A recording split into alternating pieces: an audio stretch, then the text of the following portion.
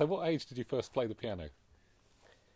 I played the piano when I was sort of 4 or 5. I was sort of hit the thing, you know, and was quite. I used to pick out things by ear, sort of one note stuff and things. I used to enjoy that, and on the strength of that, my mother, you know, well, I say made me. I had lessons at school, you know, At what age?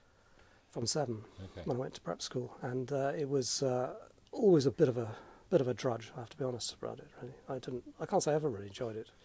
I mean, I enjoyed it to a point. Obviously, you do, don't you? But and then when I went to Judd House, and I was taught, and I didn't really enjoy it there. I had a teacher who didn't really suit me, and after a year there of this, and feeling that I was probably never going to do it again, by this time I'd always started to play by ear, and I enjoyed that much more.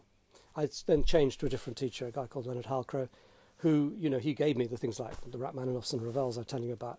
And I completely had a sort of real resurgence in my interest in classical music, and really enjoyed it, actually, even though I'm never going to be a classical pianist. I haven't got the technique, but it was fun to play, and I just loved some of the pieces I was playing, so that got me back into it. And that, combined with being able to play by ear, means that you immediately are led into composition. You just say, well, why don't you do that and do this and do that, and see where it goes. And we're very lucky that in the sort of late 60s and early 70s, you could get away with murder in terms of what you did, in terms of chords, structure, melody, lyrics. You know, people wanted to hear you do 25-minute songs with hundreds of chord changes, time changes, and strange lyrics, you know, and we relished that. So that's why we were lucky. So that man that reinvigorated your piano playing was quite an important person, really. Very important man in my life. You know,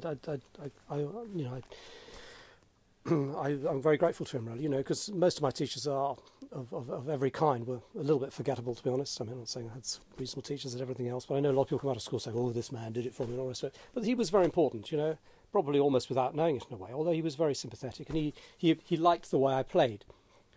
He said, because I used to play fairly imperfectly, but with a lot of passion, and I think he liked that, you know, in fact, rather than playing it all technically perfect and not being with much emotion. But I would always play bum notes, as anybody who's ever seen Genesis will know.